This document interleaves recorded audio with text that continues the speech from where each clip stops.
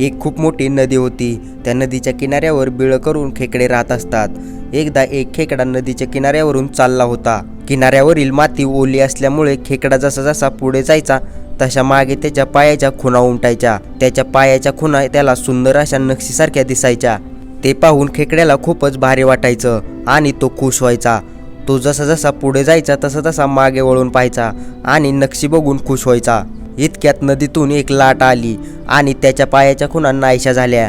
हे बघून खेकड्याला खूपच राग आला आणि तो लाटांना म्हणाला, हे तू काय केलं? मी तर तुला एक चांगला मित्र समजत होतो आणि तू तर माझ्या पायांची सुंदर नक्षीच गायब करून टाकलीस। कसला मित्र आहेस तू?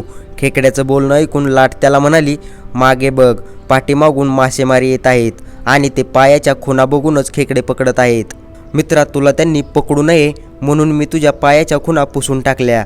खेकड्याला त्याच्याच बोलण्याचे त्याला वाईट वाटते। तर मित्रांनो, हे खरंच आहे की बऱ्याच वेळा आपण समोरच्या व्यक्तीचं बोलणं समजून घेत नाही आणि आपल्या विचारानुसार त्याला चुकीचं समजतो। कारण की प्रत्येक नाण्याच्या दोन बाजू असतात। म्हणून कोणाविषयी गैरसमज करून घेण्याआधी बरोबर हे आहे की त्याने तसे का केले हे पाहणे। आय होप मित्रांनो, मला या कथेच्या माध्यमातून जे काही सांगायचे होते ते तुम्हाला समजले असेल।